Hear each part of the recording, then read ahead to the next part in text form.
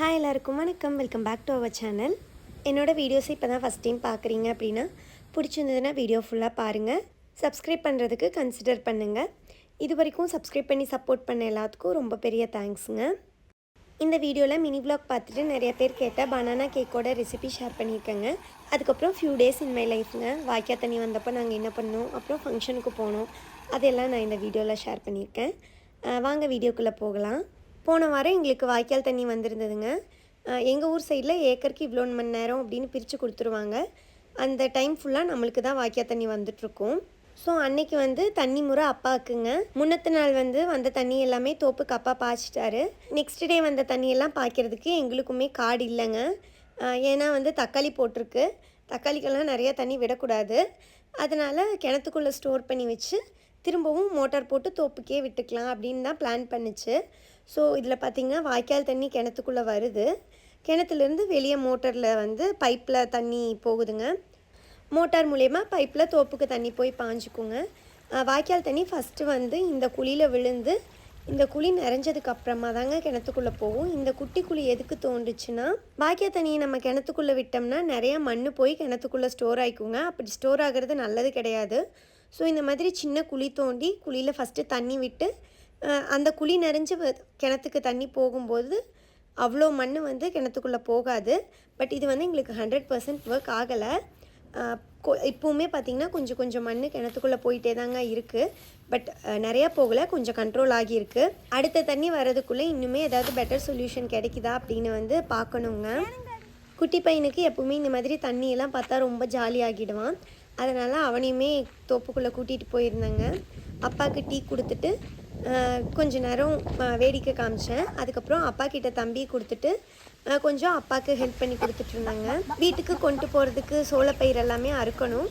So அது எல்லாமே நான் அறுத்து வச்சுட்டேன். தென் வீட்டுக்கு வந்தாச்சுங்க. நம்மக்கிட்ட கோழி நிறைய இல்லை, கொஞ்சமாக தான் இருக்குது. ஸோ அதுக்கு ஈவினிங்கில் எப்போவுமே மேவு போட்டுருவேன் நான்.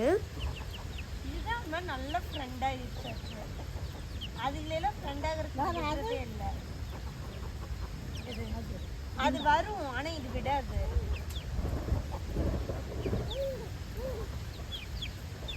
ஆனால் நான் போன வருஷம் யூகேலேருந்து வந்த புதுசு எவ்வளோ அழகாக இருந்துச்சு. அப்படியே நல்லா பெருசாக மயில் மாதிரி இருந்தது. ரொம்ப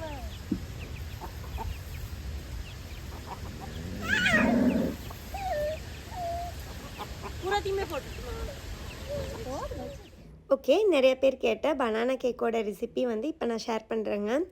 நான் சின்ன சின்ன வாழைப்பழம் இருந்ததுனால ஒரு 10 பழம் கிட்டே எடுத்திருக்கேன். பெரிய பழம் அப்படின்னா 2-3 அந்த மாதிரி கூட எடுத்துக்கலாம். ஃப்ளேவர் நிறையா வேண்டாம் அப்படின்னு நினைக்கிறவங்க ஒரு 4 பழம் அந்த மாதிரி எடுத்துக்கிட்டால் போதுங்க. வாழைப்பழத்துலேருந்து தொல்லியை ஃபுல்லாக தொளித்து பழம் மட்டும் தனியாக எடுத்து வச்சாச்சுங்க. தொல்லியெல்லாம் வேஸ்ட் பண்ணக்கூடாது இல்லையா? மாட்டுக்கு அதோட தொல்லியெல்லாம் ரொம்ப பிடிக்கும். அதனால் மாட்டுக்கு கொண்டு போய் கொடுத்துட்டு வந்தாச்சு. இந்த பனானா கேக்கு நான் ஃபுல் அண்ட் ஃபுல் வீட் ஃப்ளார் தாங்க யூஸ் பண்ணுறேன். நீங்கள் பார்ஷியலாக வீட் பாதி மைதா பாதி யூஸ் பண்ணுறதுனாலும் பண்ணலாம், இல்லை ஃபுல் அண்ட் ஃபுல் மைதாவில் பண்ணுறதுனாலும் பண்ணலாங்க. ஃபஸ்ட்டு வாழைப்பழத்தை ஃபுல்லாக சின்ன பீசஸாக கட் பண்ணிவிட்டு மிக்சர் ஜாரில் போட்டு கூட சர்க்கரை, நான் ஒயிட் சுகர் தாங்க சேர்த்துருக்கேன். ஏன்னா பழமும் நிறையா இருக்கிறதுனால நாட்டு சர்க்கரை சேர்த்தோன்னா ரொம்ப குழஞ்சி போயிடும். ஸோ நான் ஒயிட் சுகர் தான் சேர்த்துருக்குறேன். அதை நல்லா ஃபைன் பேஸ்ட்டாக அரைச்சி எடுத்து வச்சுக்கோங்க.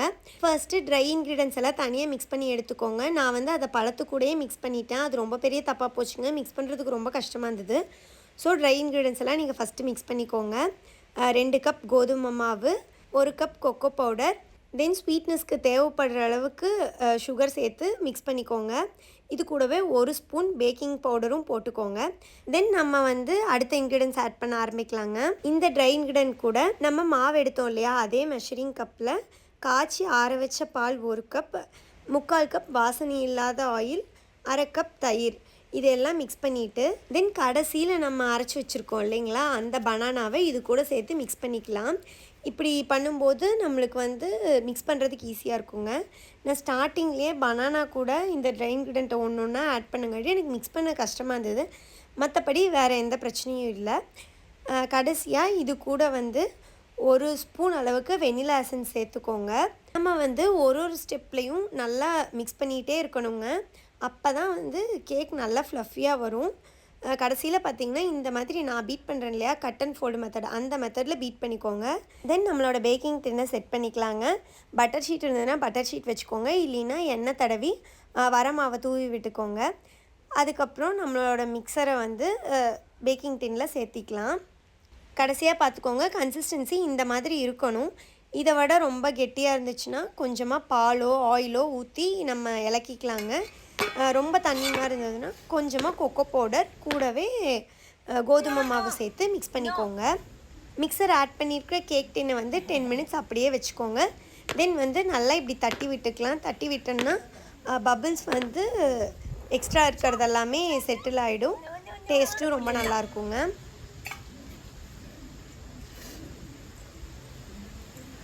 ஃபஸ்ட்டு நம்ம ஊற்றும் போது மேலே அன்னிவனாக தான் இருந்தது. ஒரு 10 மினிட்ஸ் செட் பண்ண வச்சோன்னே கீழே ஃபுல்லாக செட்டில் ஆகிடுச்சு. நீங்கள் இதை பார்த்தாலே தெரிஞ்சிருக்கும். இப்போ இதை வந்து 10 மினிட்ஸ் ப்ரீ ஹீட் பண்ண குக்கர் கூட விசிலை எடுத்துட்டு உள்ளே வச்சுக்கலாம். குக்கரில் வந்து கீழே அடி பிடிக்காமல் இருக்கிறதுக்கு உப்பு, சால்ட் உப்பு இருக்குது இல்லைங்களா, அந்த உப்பை போட்டு மேலே ஒரு தட்டு மாதிரி வச்சு அது மேலே இந்த கேக் டின்னை வச்சு 50 மினிட்ஸ் பக்கம் பேக் பண்ணி எடுத்துக்கலாங்க. இந்த பேக்கிங் டைம் வந்து நம்ம யூஸ் பண்ணுற அந்த பேக்கிங் டின்னுக்கு தகுந்த மாதிரி மாறும். 40 மினிட்ஸ்க்கு அப்புறமே ஓப்பன் பண்ணி பாருங்கள்.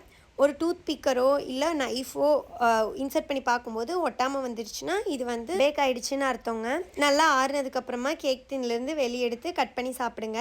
எனக்கு வந்து 6 அளவுக்கு டைம் இல்லை, பாப்பா அவசரப்படுத்தினால நாங்கள் சுட சுடவே கட் பண்ணி சாப்பிட்டோம். டேஸ்ட்டு ரொம்ப சூப்பராக இருந்தது. கண்டிப்பாக இந்த ரெசிபி வந்து நீங்களும் ட்ரை பண்ணி பாருங்கள்.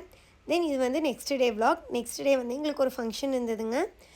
ஃபங்க்ஷன் வந்து ஈரோட்டில் எங்களோட ஃப்ரெண்டோட வெட்டிங் தாங்க. ஆல்ரெடி நான் மினி விலாகில் வந்து நான் ஷேர் பண்ணியிருப்பேன். தாராபுரம் தாண்ட வரைக்கும் பார்த்திங்கன்னா நல்லா நம்ம ஊர் மாதிரி நல்லா வறண்டு போய் தான் கிடந்தது. அந்த முத்தூர் தாண்டின உடனேவே அந்த ஈரோடோட வைப் வந்து நம்மளுக்கு வர ஸ்டார்ட் ஆகிடுச்சுங்க.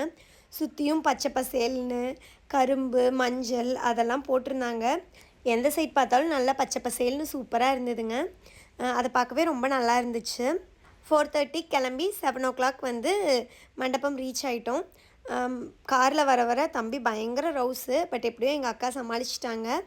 மண்டபம்குள்ளே போனோடனேவே தம்பிக்கு நான் வந்து ஓட்ஸ் கஞ்சி காய்ச்சி எடுத்துகிட்டு வந்திருந்தேன். அதை அக்கா வந்து தம்பிக்கு ஊட்டி விட்டுட்டா. நாங்களும் வந்து சாப்பிட போயிட்டோம். பிகாஸ் சாப்பிட்ட உடனே பொண்ணு மாப்பிள்ளையை பார்த்துட்டு கிளம்பிடலான்னு. ஃபுட் வந்து பஃபெட் சிஸ்டம் தாங்க, சூப்பராக இருந்தது. எனக்கு அந்த ப்ரெட்டில் செஞ்ச ஸ்வீட் வந்து ரொம்ப பிடிச்சிருந்ததுங்க. ஆக்சுவலாக சொல்லப்போனால் தம்பி அட்டன் பண்ணுற ஃபஸ்ட்டு ஃபங்க்ஷன் இதுங்க. இதுக்கு முன்னாடி எந்த ஃபங்க்ஷனுக்குமே அவனை நான் கூட்டிகிட்டு போனதில்லை. இனி கொஞ்சம் கொஞ்சமாக கூட்டிகிட்டு போய் பழக்கலாம் அப்படின்னு சொல்லிட்டு அன்றைக்கி எடுத்துகிட்டு போயிருந்தோங்க. பட் எப்படியோ ஒரு வழியாக மேனேஜ் பண்ணிக்கிட்டோம். டின்னர்லாம் சூப்பராக சாப்பிட்டுட்டு பொண்ணு மாப்பிள்ளை கூட போயிட்டு ஃபோட்டோ எடுத்துகிட்டு உடனே ரிட்டன் வந்து கிளம்பியாச்சுங்க. அவ்வளோதாங்க, இந்த வீடியோடைய எண்டுக்கு வந்தாச்சு. இந்த வீடியோ பிடிச்சிருந்ததுன்னா கண்டிப்பாக நம்மளோட சேனலுக்கு சப்ஸ்கிரைப் பண்ணிக்கோங்க. தேங்க்ஸ் ஃபார் வாட்சிங். பாய்.